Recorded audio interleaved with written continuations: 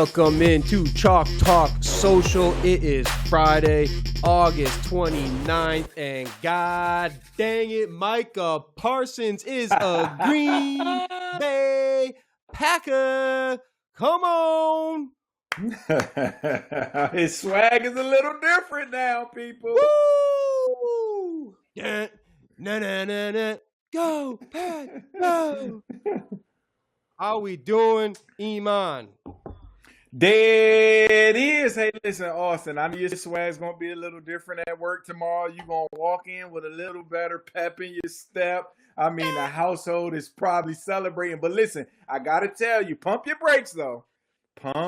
Just pump it a little bit because we got to see if he's coming. Because he was a little injured. He set his back. So we got to see if the all-pro Micah Parsons is coming or the $47 million a year guy is just okay with his guaranteed money. So we're going to see. But I'm happy for you, man. I'm not lying. We talked about it. This puts y'all in a Super Bowl window for 2 to 3 years. No doubt about it. At least. And you know what? No doubt about it. No doubt about it. And look, we'll get into it more. It's hard to move off this right away, but we'll get into some we got a couple fan rant mail lines sent in, a couple fan voicemail lines that hit us that reacting to the trade. A couple Packers fans called in. Always feel free, any fans, feel free to call into the show whenever you want to leave a voicemail line. I can hit you with the phone number here real quick. If you ever want to call into the show, leave a voicemail, sound off for Chalk Talk Social, get featured on here. It's 414-436-5120 to sound off on whatever you got to say. But we'll get into a couple of those. We'll get into the NL MVP race because it just got real freaking tight with Kyle Schwarber's Thursday performance. Oh, my God. 4 dingers. I don't know. I mean, I don't even know. It might not be done. He was going for the home run cycle. Then he hit a 3-run bomb to get his 4th. And I'm sorry, but I'm struggling to give this thing to Ohtani at this point. So we'll get into that. We'll get into the key games coming up in college football. One hell of a slate coming up. We got number 1 Texas versus number 3 Ohio State. We got number 4 Clemson versus number 9 LSU. Golly, what a Saturday, what a weekend of football it's going to be. We are so goddamn back with football. And then we will bring Joey in for the news desk, kind of wrap up some things. Obviously, Travis and Taylor got engaged. It was cute. Cringe, as expected. Good ring on it. Yeah, come on. Anyways, so hey, let's put some writing on the board. Let's get right into the show. And like I said, we don't have any fans joining today, but we've been kicking off different fan segments every episode just to try some things out. See what's going to work. And today's version of fan-involved sports coverage comes from our voicemail line. We want to really build this thing up because you remember back in the day when fans would sound off on the radio over the voicemail lines. Oh, did those get rowdy, getting those instant reactions? We want as many of those as we can. We got a couple for this Packers trade. That's not just me about to be a complete jabroni about it, but let's put some writing on the board, as I said. Obviously, let's kick it off. What were you saying now before I go crazy? Do you want me to go first? Do you want me to go first on Micah Parsons of the Packers? I mean, listen, I'll let you go first because I'm going to be the devil on the left side to kind of even some things out. Because right now, I know you're excited, but I want to bring you back down to a little earth. But go ahead. You can sound off first, and then I'll bring in some things. Man. That's rude, but all right, here we go. How much time do you got with this trade, right? With this Packers trade, getting Micah Parsons for 2 firsts, Kenny Clark, and $48 million a year? Am I wrong on that? 47, 136 guaranteed. Look, I'll start here.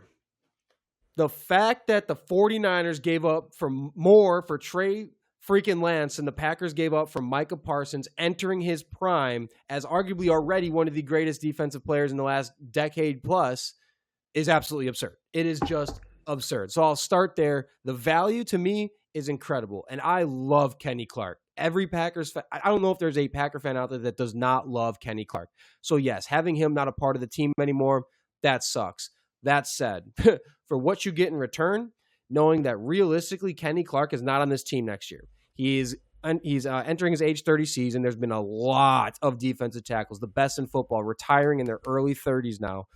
And plus with Kenny Clark's contract, It was one of those things where I just very little chance Green Bay was realistically ever bringing him back next season. So to move off of him and 2 first-round picks and hold on to all of your mid-round picks is arguably insane value. You do that trade 100 out of 100 times without even a thought. So in terms of the value, incredible, amazing. There's amazing. In terms of what your defense is now, obviously this makes a Packers defense a top 5 defense in the NFL. And let me explain. Year 1 under Jeff Hafley last year, first year as a defensive coordinator, where we had no pass rusher standout. Gary was incredible in run defense, but the way the defense was situated, we weren't attacking the quarterback like normal. But it worked. We didn't have much for the cornerback room. Keyshawn Nixon stepped up as an outside corner with Jair gone pretty much the whole season anyways. And the defense obviously had McKinney and Edrin Cooper finally getting the tread. Like, it came on. It finished as roughly a top 10 overall defense last year. You add in Micah Parsons, and you didn't lose anything on that defense going into this season. So now there's going to be no Rashawn Gary getting chipped by a running back. There's going to be a lot of free pass for Edrin Cooper, who very much looks like he's going to be the next great middle linebacker in football, by all accounts. You're going to have him running wild. Quay Walker looks better with Edrin Cooper there. You still got X McKinney. Now your defensive edge are Rashawn Gary and Micah Parsons with, it makes sense now why they kept so many defensive tackles. They're really banking on Devontae Wyatt. There's no doubt about it. He's still got some proving to do. Lucas Van Ness, pick your first round pick a couple years ago, is still on this roster, still waiting to get his first start, but you know what he can bring. He's looked better with the new defensive coach in there, defensive line coach. Looks like he's finally learning some freaking technique around here. Don't know what the hell the last defensive coach was doing, the defensive line coach, but you add in all of that.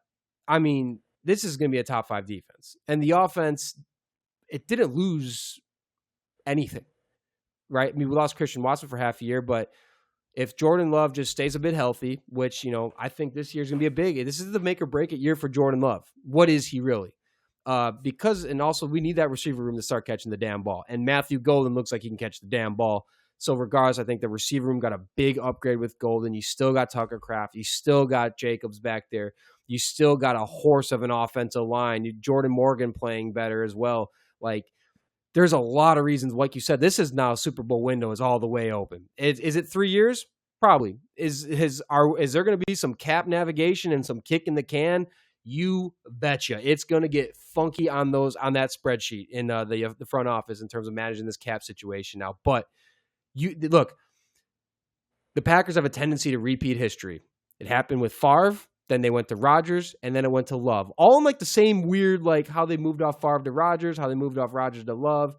And also, Ron Wolf in the 90s goes out and gets Reggie White, win a Super Bowl.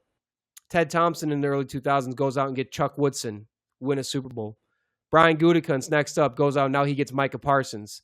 The Super Bowl window was already creeping open before Parsons. And now, sir, that shit's all the way wide open. And I mean, I don't even know what to say on the Jerry Jones thing. The fact that guy is out there trying to push this trade saying, yeah, well, Micah Parsons is not good in run defense. You got to be out of your goddamn mind, Jerry Jones. You could realistically have some CTE rolling. I don't know what's going on with you. You got to step down or move aside. But and he's talking about, oh, well, you know what we can do with these first round picks? We can go out and draft players like Micah Parsons. It's like the Family Guy. It's like the Family Guy episode. Hey, look at anything could be in this box, even the thing we just had. What? And the fact that you go out, and I'm almost done with my rant. The fact that you just paid Dak Prescott a shitload of money last September, and now you get rid of the best player on your football team on an already bad defense that is completely ridden of stars at this point. Deron Bland, no. I get the Diggs. Diggs is nice, but you have a bad defensive line. You have hopefully some decentness with Marshawn Nealon and Floyd as your edge rushers. But even that, you really are feeling good about that. Your linebacker crew sucks. Everyone knows that. Your cornerbacks, your D-back room is the problem. So you just give Dak Prescott all this money. I get it. They got the weapon. They got George Pickens. But you just gave Dak all that money, and now you give him the worst defense he's probably had in his entire tenure in Dallas. That, to me, is maybe the most mind-blowing part about this all. What's the point of giving Dak all that money if you put your defense into a full rebuild now? and your defense is going to get destroyed. On paper, it looks like this defense is going to get destroyed. I don't know what Jerry Jones is thinking. I think the Packers made the move they had to make because Ed Policy taking over from Mark Murphy the other day was like, hey, Matt LaFleur and Brian Gutekunst, these are not guaranteed jobs. I am not ready to re-sign either of them. What happens 2 days later? This trade. Now, what you were about to say about the back. The only thing I'll say on that, I hope it's minor because the classic saying, as it goes, I've never heard of someone who used to have a back problem. So I'm hoping that's really minor. I'm done with my rant for now. I will let you try to bring me down, but before you do that, what do you got to say? I got my Packers captain boat hat. Right. Talk to me. So, like Joey said, our fine producer Joey just put in there that something's going on in Dallas. We know that Nico and Jerry might be smoking the same Zod that they keep letting their superstars out the door. Dallas Mavericks tried to defend letting Luka out the door, and Jerry Jones tried to step on TV and defend letting the best player, not only on the Dallas Cowboys, but probably the top 5 best player in the NFC, go out the door. Now, was Micah Parsons an all-pro all 4 years? Yes. Did Micah Parsons also have double-digit sacks every year since he has walked in the NFL? Yes. Has Micah Parsons led most of the years in pressures in the regular season? Yes. How many playoff games have we played in, Austin? Can you guess probably? And I don't want to keep saying us. I'm sorry. Hey, y'all. Every now and then, it's just like my old girlfriend that I'm not with anymore, but it's still fresh. So I say us. Yeah. How many playoff games have we played in, Austin, you think, since Micah Parsons walked in the league? I'm having a hard time fathoming you're about to pin this on Micah Parsons. Four. Are you about to pin this on Micah Parsons? Hold on. We've played in 4 playoff games. Mm-hmm. You want to guess how many sacks he's had in 4? I've heard the number. Go ahead. 1. Mm-hmm. 1. He's had 1 game with 1 sack in 4 playoff games. You think there's a reason for that? Yes, because Micah Parsons has always been a short sprinter. He starts the season, on fire. He starts the season on fire, and he starts to slow down because Micah Parsons still in the NFL to me is an undersized rush end. Initially, when he first came in the league, he came in as a middle linebacker. But we seen that he's better as a pass rusher. But people don't understand. Going against 6'6", 350 on the edge at left tackles and right tackles and double teams, it wears you down. Yeah, and chip, it wears you down if you're only really playing around 220. He looks a little bigger than he is, but we know Micah Parsons doesn't play bigger than 235 during the year. He hasn't developed any other pass rush but the speed rush. But it's damn good. He's not good with his hands. Listen, I'm not taking it away. He is an all-pro DN. I just never seen him show up when it matters. I have not seen him in a playoff and I'm telling Austin, some games I actually didn't know he was in the game. And you know as well as I know, in the playoffs, Chris Jones, Aaron Donald, Von Miller, those guys who anchored defenses to championships were seen in the playoffs. When the time got where they needed to make a play, guess who was making it? The star D lineman. I've yet to see Micah Parsons be a Chris Jones, a Von Miller, Aaron Donald, even last year with Josh Sweat and them boys, Jalen Carter. He hasn't been that in any playoff game we've seen in 4 years. So now, I wish you the best because you're my co-host, and I want you to be able to walk around your house with your chest out, not depressed, not stressed, not looking for the same Zod the Mavericks and Jerry Jones smoking.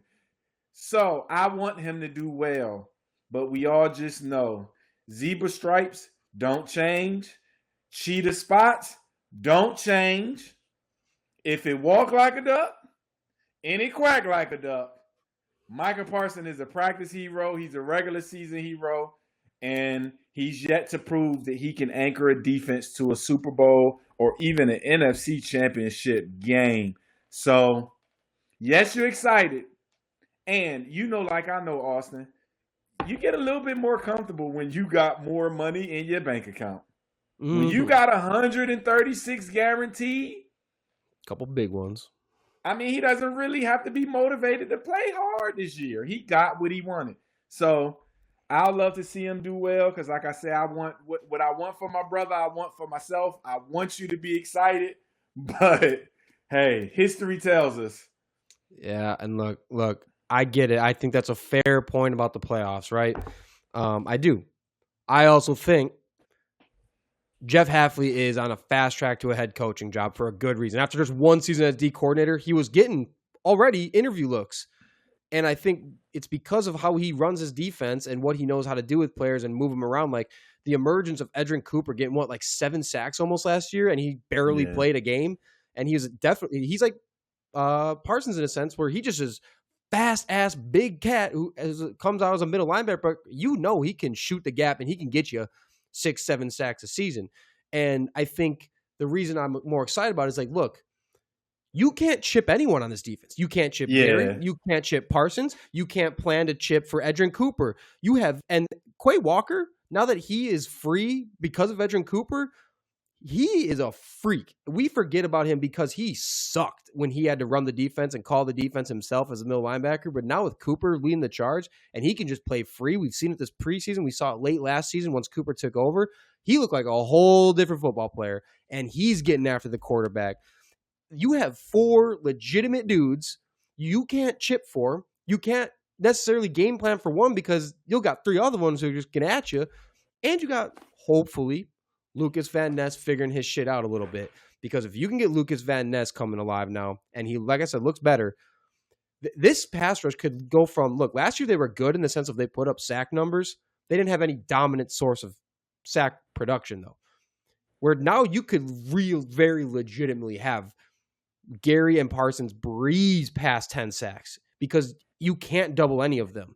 And you can do a lot of things. And Jeff Hafley is a big stunt guy. And especially when you got a Parsons and Gary at their size and their speed with Edrin Cooper and Quay Walker at their size and their speed and the stunts you can do with that, especially if you slide Lucas Van Ness inside and get all of them on the field at once with his size and his speed. Like, I am very excited about what Jeff Hafley is going to do, especially because he loves playing some design coverages. He does it a lot. He played so much cover 6 to start last year. He loves a good disguise in his coverage. And ex-McKinney, all pro for a reason. That guy is a freak. Evan Williams, our other safety, he looks like the next Micah Hyde. He plays like Micah Hyde. He was arguably one of the Packers' best third down run defenders on the team, and he can cover the tight end. Now, the worry is still cornerbacks. Keyshawn Nixon, like I said, took a jump. Carrington Valentine, no one gives Cat enough credit. He has stats. I'm not comparing him to Patrick Surtain Jr. He has stats. Please don't do that. I will not. Carrington Valentine has given up, I believe, 1 touchdown in over 700, 800 coverage snaps in his first couple seasons. And that is filling in for Eric Stokes as a number 2 corner, filling in for Jair. So he's been playing on the boundary a lot against teams' top receivers, not bluff dudes. And he's been very, very good. He does not get enough credit for how good he has been. I'm not saying he's going to be amazing, but every time he steps on the field, he's pretty dang locked down.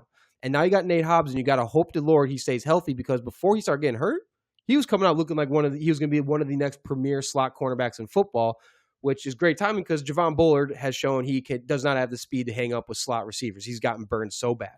And now when you got this pass rush with Parsons, all your cornerbacks, all your DBs just got 10 times better, a million times better. For me, it's like, yes, Parsons, I get it. I get will he show up in the playoffs? Just his presence alone, though, takes what was last year a top 10 defense, 10 to 12 defense, now entering year 2 of the system with all the same cats, because, again, Jair was hurt pretty much the entire year last year, so count him off. Year 2 of that system, all the same cats, plus Parsons. So even if he gives you 1 sack a game in the playoffs, your defense is 10x better just for having him on the field. Yeah, That'd exactly. be enough.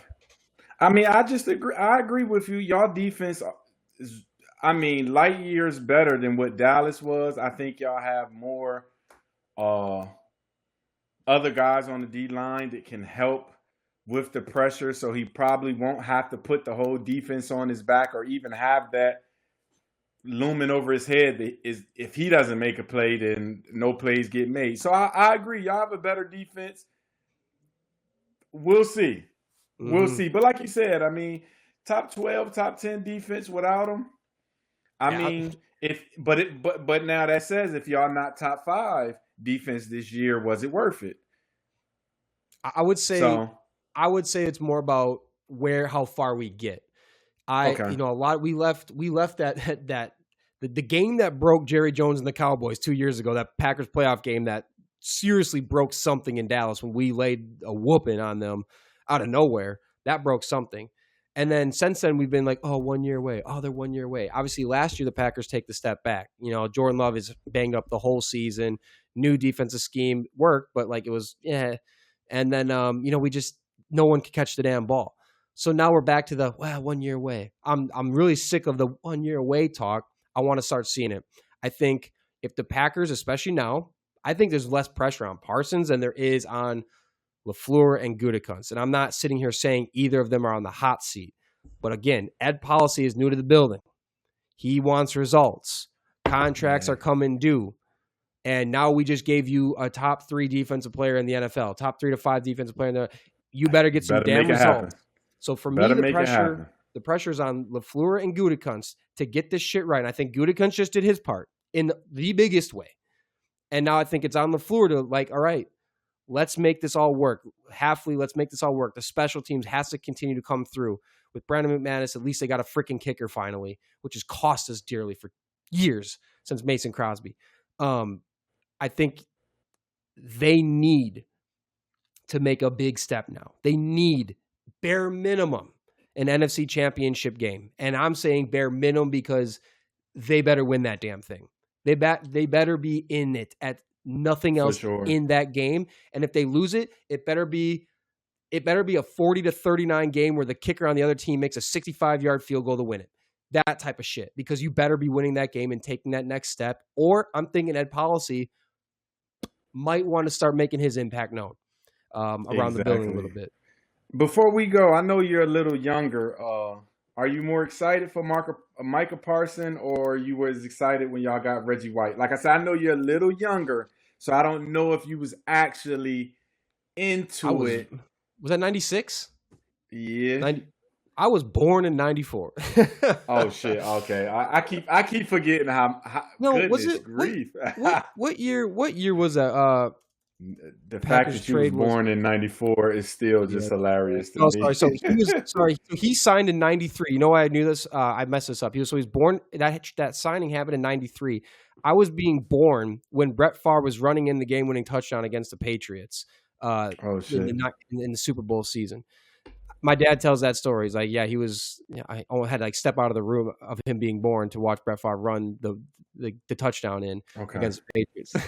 So yeah, you wasn't around. You wasn't around then, but I remember when that trade happened. I was in the seventh grade, 94. Yeah, seventh grade in 94. So yeah, I remember that trade. I guess y'all keep getting lucky with these All-Pro DNs. So maybe it'll work out. Maybe it won't. We'll see. They got a type. Like I said, history repeats itself in Green Bay. It just has a weird way of working. And you know what? And I think Micah getting away from a toxic thing like Jerry's World and all that shit and going to a team with no owner, no bullshit type of stuff like that. And, the Packers are very tight to their chest on things too, where they protect their players. They don't throw shit under the bus like Jerry Jones just whatever the hell Jerry was doing there at the end, throwing his players under the bus, that does not happen in Green Bay. That does not get out of the building if it is happening. So yeah, I could keep going, but hey, I want to thank you, Kenny Clark. Love you, Kenny Clark. But I'm very excited about this one. I don't know how you're not. Go Pack, go, baby. Go Pack, go. Hey, Joey, I got to hear what you got to say, Joey. Let's wrap this up with Joey. Bears fan, Bears meatball. Joey, producer Gelman, what are your thoughts I'm sorry. Hey, almost, you guys almost won the offseason champion award again, though. That's true. We were really close, and then you swooped in. Man, no, I can't say I'm happy for you because that's everything I stand for, but it's a big, big deal. I mean, I'm sitting here wondering how my offense is going to work in Chicago and Caleb Williams and Ben Johnson, and now they added another wrinkle. I was worried about Kenny Clark. Now I don't have to worry about it. Great. Oh, wait, they replaced him with Micah Parsons, which will be here for years and years to come. So it's just, I love my Bears, but the Packers keep making these moves that just set them above and set the standard for that division. And I'm hopeful the Bears can jump in, but this is like that Khalil Mack moment, right? I remember when the Bears got him, and it was like you jumped out of bed screaming and hollering like this is your guy. And they had one really good year and a double doink away from advancing to the playoffs. Wasn't it the Super Bowl? Was that the championship game? No, it was a wild card game. Was it? Okay, my bad. It felt like a championship game. Damn it. That was crazy.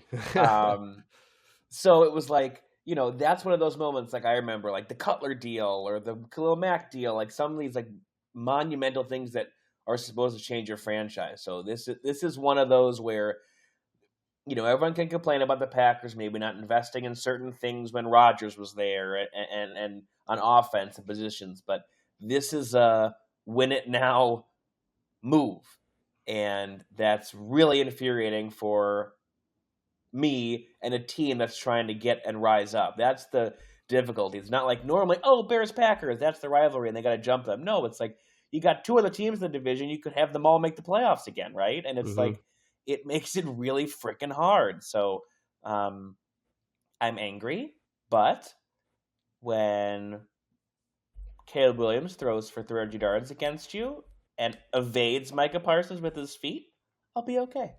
You know, I look forward to you having that dream. I look forward to you having that dream. It's always a dream. You're going to wake up feeling that pillow's going to feel a little softer when you wake up from that dream and remember that, oh, wait, Micah Parsons just sacked Caleb Williams 4 times the night before and life sucks again. But no, I think the Khalil Mack thing is a great deal because what you feeling is what I felt when the Khalil Mack thing happened. And I was devastated. Look, did it work out for the Bears? It didn't. So this Parsons thing, I think the Packers are in a better spot, but doesn't mean it's going to work out. Fun stat of the day. Khalil Mack leaves Chicago when Eberflus gets there. Now Eberflus goes to Dallas and Micah Parsons leaves. Yeah, that guy. That's funny. Yeah, that's that funny. guy. We know who sucks in the building. We clearly know that guy sucks. That's brutal. Yeah, that's a crazy coincidence. Yeah, that's a crazy coincidence too. Eberflus is maybe not deserving of nice things, so he'll be okay. Hey, looks badass with a beard, though. We could say that. That's true. He had a nice glow up. His Hard Knocks glow up. Look, I was scared when he got the beard. I was like, "Oh shit, Chicago's for real." I know there's that picture of him on LaFleur on courtside at the Bucks game, and you're like, "What is happening? Who are these two cool guys? And why is one of them our coach? Because yours is always cool. Ours is like, So it was all fake." Well, thanks, Joey. We'll be pulse checking on you every now and then. But let's get to the very first edition of the Fan Rantmail line. Like we said, we got some Packers fans who called in to sound off on the trade. We'll get these ripping real quick. We'll have a better system for this going forward. I pinky promise you. But we'll start off. We'll just kind of rip through them, hear what they have to say, and just go from there. But hopefully these are good for us.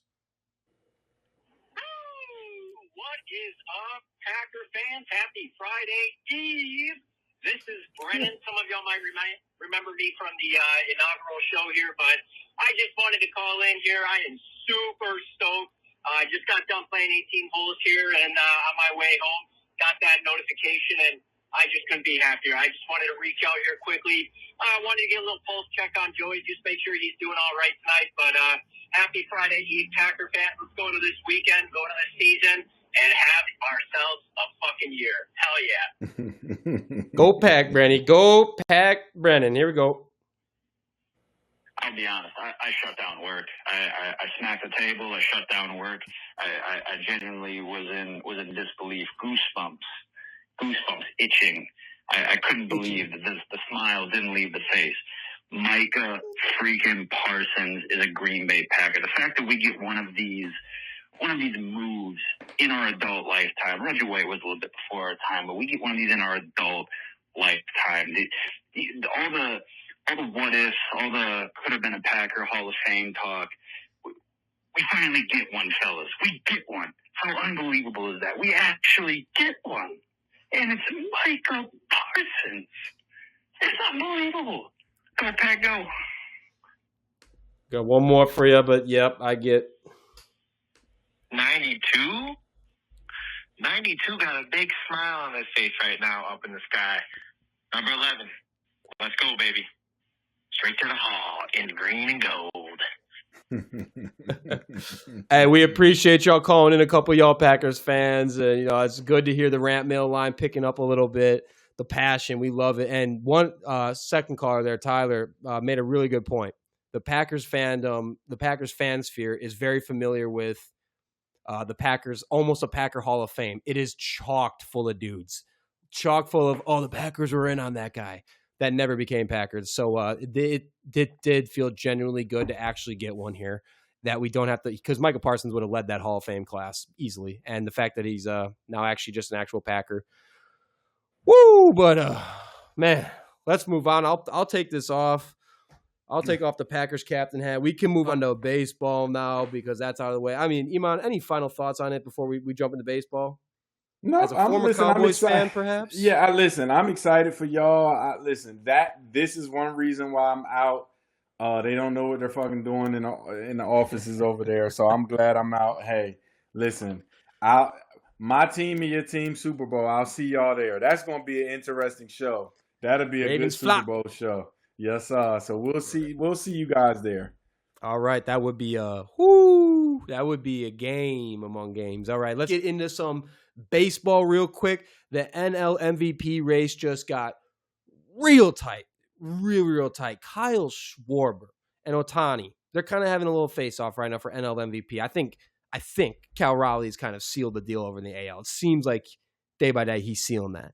But on the NL side, Ohtani's still the betting favorite, but I think that's changing because Kyle Schwarber on Thursday night had almost a cycle. I mean, I could be wrong, but before the end of the game, the guy had 4 home runs to up his total now to 49 home runs on the season, 119 RBIs, and his OPS likely jumping to high 900s, probably closer to 1,000 at this point.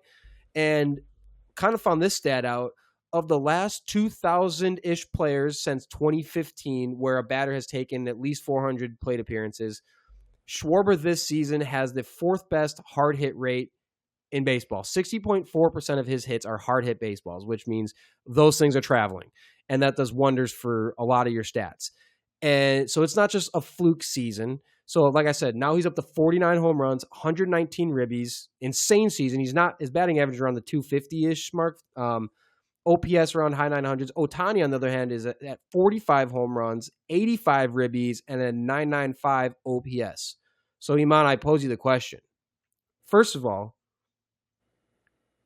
I guess who you're taking? Just off those things alone, what you might know.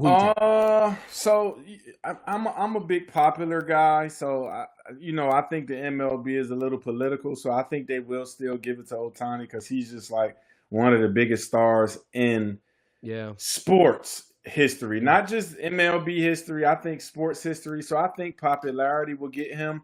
But I mean, you know how you go through college football and you say people have like Heisman games, and that was a Heisman moment, and that was this is an MVP moment because you got to think only like 20 players in the history of MLB has actually had games like that. I haven't seen it with my own eyes. I wish I would have watched that game tonight because I would have loved to be able to see that. But you got to think the history of the league, only 20. This was an MVP performance tonight. So I won't say if he doesn't get it, he's being robbed because Ohtani is just so popular and just so polarizing that I just think, and you know when you go to vote and people vote for popular, that's just what it is. Sometimes they look a little bit past stats, especially if stats are kind of even. So I think Ohtani will win just off popularity. But, I mean, what a night in baseball. I mean, Is the game over yet? I can check, but I haven't seen any more home run updates. All I'm seeing is that the Cowboys may or may not now use one of these picks from the Packers to make another move. Allegedly, that's what I'm seeing. That's not baseball related, but looks like the final from Joey. It's 19-4 Phillies. Okay. It's over. Okay. So yeah, Kyle. Yeah, so the Schwarber game's over. Yep, Schwarber finishes the night with 49 dingers on the season, now 119 ribbies, and I think your point's really accurate in the sense of if Ohtani's probably pitching all year, it's probably Ohtani. My thing, and what it always comes back to with MVP, is the team, the rest of the team. What's the team's record? And to me, I go, all right, which one of these teams is worse off if they don't have their top guy? And to me, the Phillies pitching has been very good this year. But if you look at their lineup, and that's, we're finding out more information. Schwarber finished the Thursday night game with went 4 for 6, 9 freaking RBIs, Goodness and grief. home runs in 4 straight games. And again, going back to Joey just pain today. Kyle Schwarber, former Cubs, could have been Cubs legend that they decided they needed to get rid of right before he became even better. So we really do hope Joey's doing all right. You okay? Are we doing okay, Joey? I'm okay. It's been a rough afternoon. I gotta be honest. Schwarber's one of those guys where he should have stayed, and the Cubs were like, let's not pay that $7 million option. We're going to be cheap. The pandemic's coming, so we don't have money, which means they do have money. They just didn't have new profits. So they wanted to cry poor. We're not paying him. And out of all the guys they let go, he's MVP caliber that could win you a World Series. It's brutal. I love him right now on the Cubs. So, yeah, this afternoon's been a little rough for you. So I'm gonna just go take a nap and get a drink because this is rough, you guys. Yeah, make that 3-finger deep, a big one, nice stiff one, no ice cube, just raw dog, Straight. a good straight. Yep, absolutely. So we'll keep checking on you, Joy, to make sure you're doing good. Austin, did you play baseball? Have you played baseball? Yeah, that was kind of my sport, man.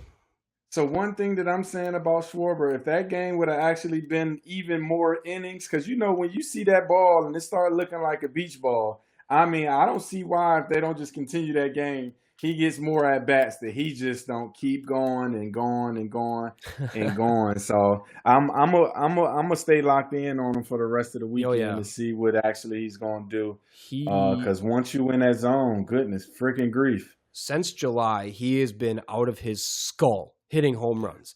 And to get back to the MVP conversation now, while Ohtani's still betting on favorite, again, who's worse off? Which team is worse off without the guy, right? Bryce Harper on the Phillies is the next closest in terms of power production. He's got 21 home runs and 62 RBIs. He might have more after tonight, but he's the next best guy in the Phillies lineup in terms of power and RBI production. They got Trey Turner and Alec Bond hitting good with average. I think Turner's hitting around 300. Bond is in the high 280s to low 290s. But so they have good production, but like no one else is even sniffing Schwarber's production this year. Not even close. I mean, Schwarber's average is pretty on par with the rest of the Phillies lineup. So we know that great pitching only gets you so far. If you can't win 1-0 ball games.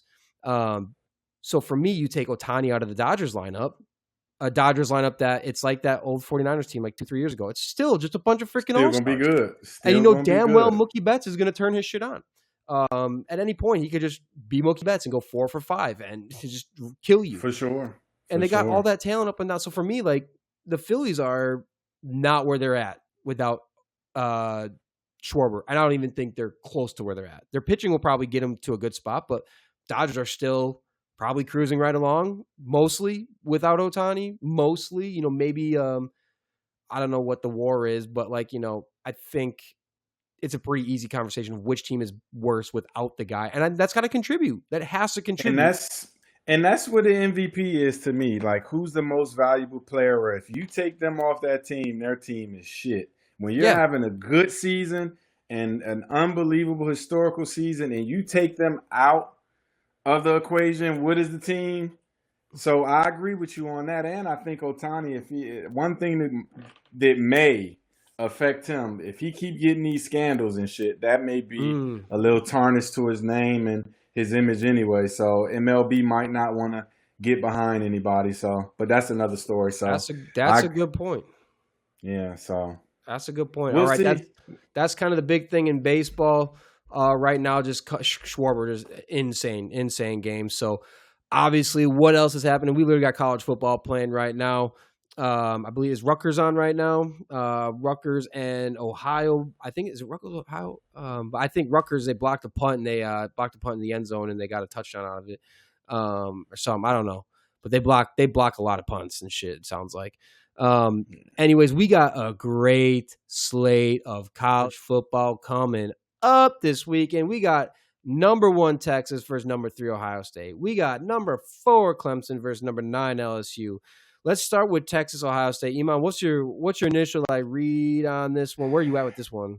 I have not had this much excitement going into a college football season since Tim Tebow with Archie Manning. Ooh. Now I'm a Notre Dame fan from heart. That was one of the dream schools that I wanted to play at.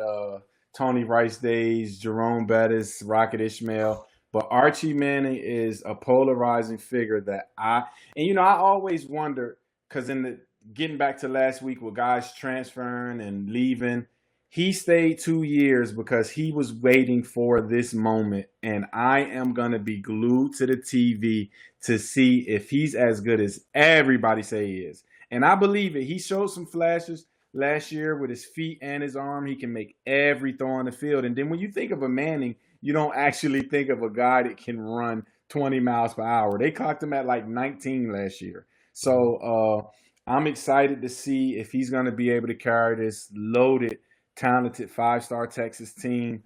It's going to be rough, though, because we're not going to act like Ohio State is not the defending champions with Caleb Downs anchoring that defense. And we know Jeremiah Smith, that's a guy that everybody's saying that he could have left last year as a freshman in NCAA and could have probably been a top 10 pick. So I'm super excited to see that. I want to see LSU get beat bad because he was at Chip Kelly was at Notre Dame and we never won. So I'm praying on his downfall. I want him to get fired again. So I'm excited to see if Clemson will be able to show that they're worthy of getting into the college football hall of playoffs this year. But yeah, it's going to be an exciting week. And I do want to say shout out to my hometown. I'm from Norfolk. Michael Vick's debut was tonight for Norfolk State. And they lost. They were losing 13-0, but this was his debut game as a head coach for my hometown team, Norfolk State. So yeah. Oh, cool. I completely forgot Michael Vick was back involved. I did not know that. Yeah. But that's sweet, man. And you know what? I mean, with the Texas Ohio State game, first of all, I think the big thing there is Ohio State's losing both of their coordinators, and they're debuting a new quarterback now, right? So those are not small things. It's like the Lions. You can't lose both your coordinators and just expect to pick up where you left off without any bumps in the road, especially when you replace your quarterback. Julian Sain stepping in at quarterback. Obviously, it's still Ohio State. He's got every bit of weapon and need around him filled. So he should be all right. And like you said, Texas rolling out Arch Manning as the new starter. Like, what is that going to be? He looked better than Quinn Ewers last year. He looked better. He's got a bit of swag to him for a Manning boy. So it's like, I am like torn on this one, and I'm personally leaning Texas for the sake of, again, 2 new coordinators, new quarterback. It's not just going to be perfect, especially when you're going against the already number 1 team, the Longhorns, entering the season as the top-ranked team in the nation for the first time in program history. Yeah, I'm sorry, but if you had 2 new coordinators and a new quarterback, I'm just not taking you in that game. I'm just not, and for sure. Prove me wrong. I guess prove me wrong on that one. Clemson, LSU are kind of getting into it a little bit. Where are you at with this one besides Chip Kelly? I'm going Clemson. And even though LSU is returning a lot of their starters from last year where they kind of made a late run, but I'm going Clemson because they're returning a better quarterback. That's for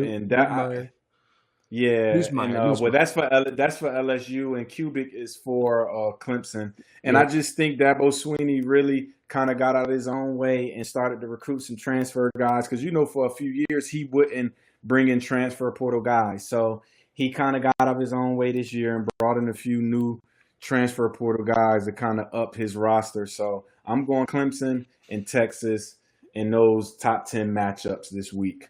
Yeah, I think that's fair. Clemson's got a couple first-round talents on their defensive line. LSU's rebuilding their offensive line. Four new starters on that offensive line to protect Nussmeier, projected first quarterback off the board. Him and Manning, first two quarterbacks off the board coming up. Little worried for him. Obviously, you got four new offensive linemen. That's worrisome. And LSU's defense was not great last year. It was not, and it's couldn't not stop a nosebleed. Exactly, and still a lot of question marks there. While Clemson is looking to regain that powerhouse status as a national contender again, and while LSU's offense is absolutely going to be explosive, again, if you got Nussmeier in there, you still got dogs, and you still recruit at the top of the world, you're still going to be okay. But I'm with you on this one. I think Clemson's going to have a little bit too much. Having Klubnik at quarterback, returning him, I think they're just in a much better position to come out of the gates hot than an LSU. But both of these games, like, good luck removing my ass from the couch. Just for sure. Like, good luck. It's gonna take Saturday. Yeah. My cup, my food. I'm gonna tell my girl, listen, bring me my potty next to. I'm having the old steel pan. I don't even want to get up and use the bathroom. I'm at a steel pan next to me. I might even put a diaper on, Austin. Fuck it. I'm gonna put a diaper on. I'm not getting up all Saturday. I have no practices, no work to do. So it's gonna be exciting Saturday, and I'm excited for it. What's your college team? The Wisconsin Badgers, who are all of the hype, all of the damn hype with Coach. Why am I blanking on his name right now? Probably be so damn bad since he started with Luke Fickell. Ever since we brought in Luke Fickell, everything was supposed to be different, and respectably so. We can barely. I think it's a second quarter, and we are 3-0 on Miami. Miami as in Miami, Ohio. Yes. It is 3-0 against the Miami Redhawks in the second quarter. This offense continues to suck ass, and I do not know. They can never recruit a good quarterback and dynamic players, and I get it. They based on good defense, good linebackers, good running game. I mean, every year y'all got a good running back, but you got to bring some dynamic players in if you're going to survive in the Big Ten. But, wow, you're not allowed to actually like anybody outside of that state there, huh? It's just not my blood. I'm an Eagle. I'm an Eagle. I'm a backup Eagles fan because McNabb was always my favorite player growing up. I love McNabb. He was my favorite guy in Madden. So, I had the Eagles fat head in my room. I was being a traitor to Green Bay, to be honest. I had the Eagles green on one of my walls painted. And then ever since he came out, I've been a huge Josh Allen stan as well. I like his swagger. I like how he carries himself. I like what he does in the community. And he's just a dog. I love how he plays football. And so, like, Bills, I'm not I'm like a Bills fan. I'm a Josh Allen fan. So, when they're going to see your Ravens, we're going to have a little bit of problems. Yes, but I'm not tied to them. That said, I want to see Packers Bills. That would be my ideal Super Bowl. So we, I don't know. Okay. But I guess us Virginia kids, man, we don't have home to outside of Norfolk State, which is big in our town, but we don't have any pro teams. So all of us are just free agent people. And I grew up, my mom is the Dallas Cowboy fan, so I came out the womb and she had a jersey for me. And it is literally my neighborhood rec league team is a different team. I had to go across town because they were the Shoot Park Cowboys. So I had to go 25 minutes just to play for a team that was the Cowboys. So I was embedded into that. So I'm sorry, I don't know, but I don't know how I feel to be in a state where that's actually every team is your team. So it's tough. It's like the Packers thing. It's in your blood. It's good luck. I mean, there's a lot of states like that, but I mean, it's just also just how it's raised. We were a big sports family, and Wisconsin sports. Basketball too. College basketball yeah, too? but if I'm being realistic about cheering for a team who's got a real shot to win, but last year was nice. I've always been an NC fan on the side. NC over Duke every single time, at least for me. Okay. I also like I'm a big Baby Blue fan. I think it's a clean look. But back to the Badgers here quick, like, as talented as they could be, this is one of their better teams on paper for the next couple of years.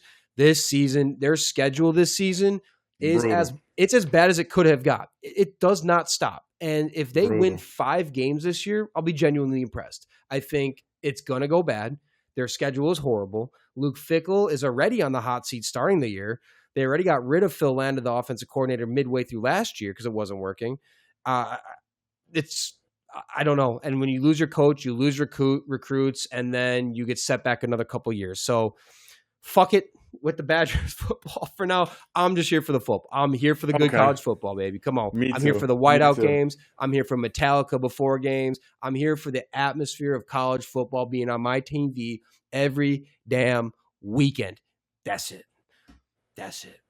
All right. Let's move in to wrap up the show quick. Bring Joey back on for the news desk. We'll the inaugural news desk segment with Joey. Joey, what do we got kind of on the slate here to wrap up the show? All right, I got 4 topics for you, gentlemen, that are in the bantering of our fans in and around the news. So, first off, Quinshon Judkins of maybe the Browns, Ohio State man, is not able to sign his contract yet with the Browns. They're still at an impasse. So the idea that's been floating around is, should he just go back because of the new rules of the NCAA and the NFL? Should he go back to Ohio State, take the NIL money versus waiting out whatever his level of a contract will be? And so we can take it 2 ways. One, on this situation, but also, what would you guys do? Take that level of NFL contract he's eligible for based on where he was drafted, or take that $2-3 million NIL deal and go back to college? Go back to college. Is there a reason? I guess, is there a reason? Is it because he has like criminal charge and he's the second straight Browns second round pick out of Ohio State 2 years in a row that has a criminal charge before the season even starts? This happened with Mike Hall last year, second round pick out of Ohio State's. They got a type, that's for damn sure. I'm curious why this isn't getting done. To be honest, to be just totally honest with you here, Junkins was, I don't know, him going to Ohio State with Travion Henderson there, and he lost a ton of touches. Like, I think before he went to Ohio State, he was by far the better running back and had a much higher draft ceiling and profile that I think he kind of shit on by going to Ohio State and losing a ton of carries. And maybe it's for the sake of protecting his body, but yeah, like Shamar Stewart, same thing. If that deal doesn't get done, brother, you're making a shitload of money in college if you walk on back. And I was reading, I believe in the NFL, you can re-enter, so he can go back opt out of the 25 season and re-enter in the 26 draft. So and get a better pick and get more money. So he might sneak up in the first round with another college season. So. Yeah, get the NIL money, get paid more than you would have this season, come back next year, have a higher draft ranking. Now, that said, being a running back and knowing those are short careers, you've also added an extra year of tear and wear on your body. And teams are going to take that into account if you go back there and you're just pounding the rock constantly. So there is that inherited risk. Like, look, you might go back, get hurt, and your career's done. Now you never see any money. So that's the risky game you play. But in this day and age, we all love college. Go back to college, the money, get the money, and get back in the draft. Oh, I agree. Joey, what's next? All right. Are you guys a fan of mascots? Of course. Yes. Yeah. All right. We got a new contender here I want your opinion on, and I got to show it to you as well. Mm-hmm. Bowling Green State, all right? Football powerhouse. They have Eddie George as their coach now, so there's a lot of buzz on campus getting back into the swing of things. Their offensive lineman, George Carlson, brought his pet cat to practice and to the subsequent games this year. The team has basically now adopted the cat. Its name is Pudge, as their team and locker room mascot. Here's Pudge. And his scouting report, exotic short hair, 3 years old. He's a morale booster. And his roommate is his offensive lineman and long snapper. As a cat dad myself, I'm a big fan of Mr. Pudge. But I got to get your opinion on what do we love or hate about this? And in your mascot rankings, where is this now moving up the boards for you guys? I'm a dog guy, so I'm not really a cat guy. And I just think Any line, I don't want my linemen to have cats. Now, if it was my punter, even my quarterback, because I kind of want him more serene and calm. But a lineman with a cat, Bowling Green might have a bad year. But now I do think this moves up the mascot level as high as who doesn't want some cute and furry in the locker room? Goddamn. Oh, so yeah. This might be better than Texas running out the Longhorn, or Georgia running out the Bulldog, or the Huskies running out the Malamute Husky. This is right on up there with that live animal mascot. And honestly, cats are just a troll in general. And the fact that we got a graphic for Pudge the cat, it just goes to more that this cats are just a troll. Who doesn't? How do you look at that picture and be like, that's not objectively hilarious? And that is, I want to root for that cat every single day. I want to root for that cat. I want to root for Bowling Green, Eddie George now. In terms of where he ranks in my mascot rankings, I always thought Philly Fanatic was a pretty damn good mascot. Pretty lively out there. But I'm going to go back to my roots, y'all. Bernie Brewer. And you know what? Because you know what? As a kid growing up, and Bernie's got his legendary, he goes down the slide when we hit a home run. As a kid growing up with that, it was so much fun. You love Bernie Brewer, but also Bengal Buck of the Milwaukee Bucks is a sick, sick mascot. That dude is, whoever is in the suit of Bengal Buck in that mascot is a freak athlete, a freak of nature. What I've seen that fake ass deer do on the court blows my mind. And the fact that the whole suit stays on every time, good work. I'm not sure what Phoenix Suns mascot name is, but hey, who's better than him flipping off of trampolines, dunking? I mean, he was the most athletic mascot. Yeah, that's what Bengal's doing. So that's what Bengal's doing. It's crazy. Oh wow, I've never seen that. I gotta go find some highlights on that one. And he makes, you know how they do the half court shots? Somehow Bengal there's always clips of him doing the behind the back half court shot and sinking it. He does it like more than once a season. I don't know how it's possible. Gifted athlete is Bengal Bug. But I always like Philly Fanatic. I think he's a trip. Philly Fanatic's a trip. What do we got? What's up next? That cat's ridiculous. Holy crap. Isn't it? It's amazing. All right, two more for you. E-Man, you mentioned Ohtani and some of his scandals. My question that's come from our news desk here and from the fans is, there's a new report now that Ohtani and his agent are accused of sabotaging an over $200 million Hawaii real estate deal. This comes on the heels, as you remember last year, with the interpreter scandal and gambling. So what's going on here? Like, is he just hiring bad people, or are these the fall guys for his missteps? And when is this going to take a toll on the stardom that is Shohei? You want to go, Austin?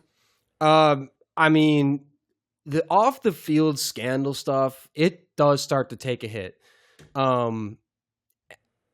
don't know what it is. I know there was all this stuff with his interpreter previously and all the gambling shit, but like, these things aren't just nothing burgers. They never are. Maybe if it's once, sure. We got a pattern. There is smoke.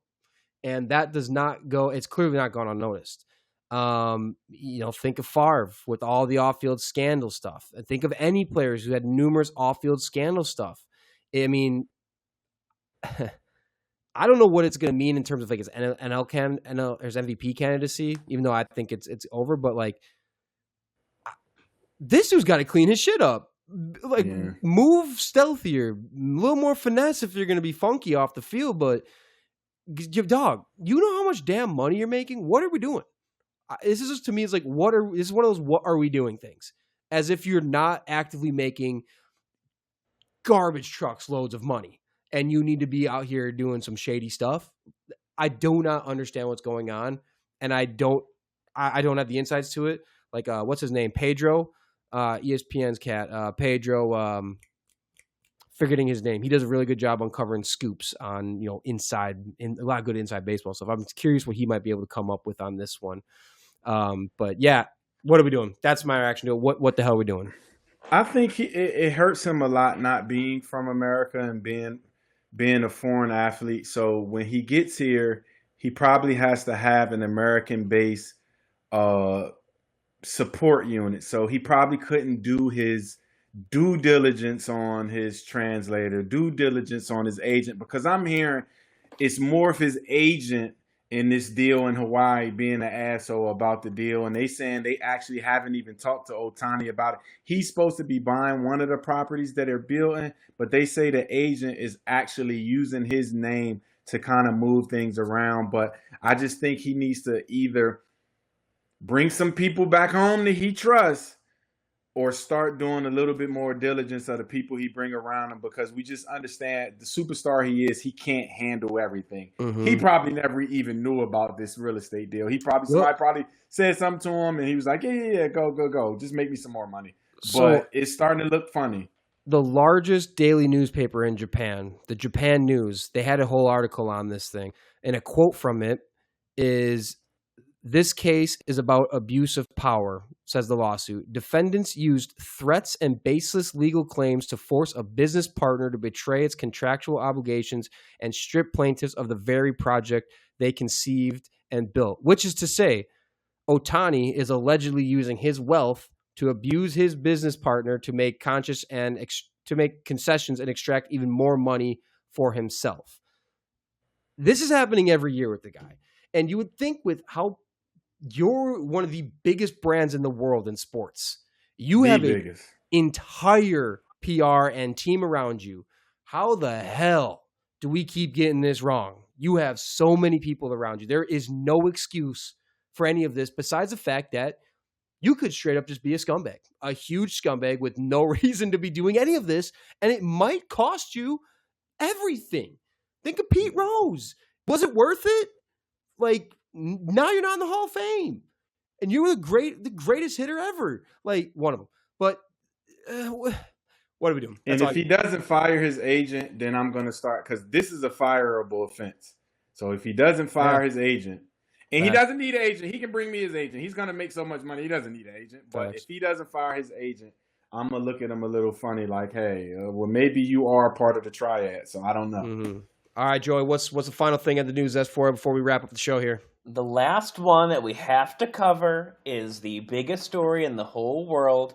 And no, it is not Micah Parsons to the Packers. It's Taylor Swift and Travis Kelce. We have to bring it up. The engagement heard around the world. Mm-hmm. What are we feeling? Are we excited? Are we Team Travis and Team Taylor here? Are we Swifties? Are we the NFL side of this? Because we gotta be sports. Oh yeah, big Swiftie. I'm a big Swiftie. If you got it, when you should have put a ring on it. I'm a big Swiftie. But that's Beyonce. That's Beyonce, Emo. But listen, I know, but it's just the song that she played for Kelce to say, hey, listen, you better put a ring on it, or I'm gonna be single again. So I love it. I think it's good for sports to have another power couple, and I just like how she supports them. Like, she's genuine. You can tell if it's fake or not. She's genuine, drinking beers, yelling, bringing everybody in. She's on his podcast. Mm-hmm. I love it. I want to see more of it. Mm-hmm. If I could get an invite to the wedding, I'm going to come and turn the reception up. So I'm happy for him. Let's go. Yeah. Hey, look, and they were cringe about it, but that's right on brand especially for her. They were cringe about it. Nice ring. Good rock, as expected. Look, I was one of those people initially. I was like, what kind of publicity stunt is this shit? Get this off my TV when it first hit. And then it's just like one of those things, like, I don't care, whatever. And the people still making a big deal out of it. Like, why? Just, you're wasting your time. But like you said, the more going on, the more genuine it's felt. And obviously it's very real. And so to be stupid about it and be like, oh, this is stupid. Oh, it's a publicity stunt. At this point, kind of crazy. Like, it does, like, she kind of been getting after it. Initially I was annoyed, but now it's like, all right, she's kind of in it. She's just like turning into one of us on the football field. Now that, at least on the stands. That said, I'm still never going to listen to her music. I don't like it. Oh, wow. I think she is. No, that ain't me. That is not me. Shit. Nor do I think, nor do I respect. I respect her talents, but, you know, in the sense of performers, she's not even close to the top 100, 200 performers ever. She just sings songs. I mean, 100, 200? Nah, what has she done special? She goes up there and sings. She doesn't dance. She can't. We've all seen her dance. It's not. We can be honest on this one. But writing and producing is a talent. And are we sure she's still writing everything at this point? Yes, not one or two hits. A lot. That girl has multiple and just boatloads of hits that she's wrote. she's produced and understand to leave a system with Scooter Braun in them and be able to rebound and be bigger. Plus I think her business acumen is just, people listen, them deals that she got now, I just think is great. Come on, top 100. She might be the biggest folk ever. I'm talking about, I call her folk singer. Yeah, no, I'm talking about like, just like, you know, when they're on like Usher, Shakira, Beyonce, those are performers. Like, I mean, they do more than just, I'm saying in the sense of when they're on stage live, they do more than just sing. And Taylor tries to dance. I've always been like, maybe just sing. I'm not taking away from her talents at all, because you're right. Did Celine Dion dance? I was not alive. This what I'm saying. Did Whitney Houston dance? Look, I can keep going. You're right. Look, you're right. Maybe it was Aerosmith. Did they dance? It was maybe a stupid thing to say, but I just like, you know, if I had to pay money to go watch someone perform, I'm going to go pay other people. Taylor's one of those people where if I'm going to hear you, I'd rather just hear you on my speakers. Like, I'm not missing anything by not being at your show, to be honest. This is how I feel about it. Where you might get some, fuck it. I don't care. When I hear Taylor Swift, sometimes I start singing it. Sometimes it gets too catchy for me and I got to sing it. But I don't actively pursue her music, but it will get stuck in my head sometimes. And if she can do that to me and I don't like her music, that's a sign to me that it's good music. Also good drinking music. It just happens to be when it comes on in a bar, like it's impossible not to get on that vibe. I'm sorry. It's just hard not to. You get on that vibe when she comes on at the bar. It just have to. All right. I think that's it, Joe. Is that everything from the news desk? That's all we got. Good work, gentlemen. Beautiful. Well, folks, that is a wrap on episode 3 of Chalk Talk Social. Per usual, we are going to see you next Tuesday for the very next episode of Chalk Talk Social. Until then, we will... There it is.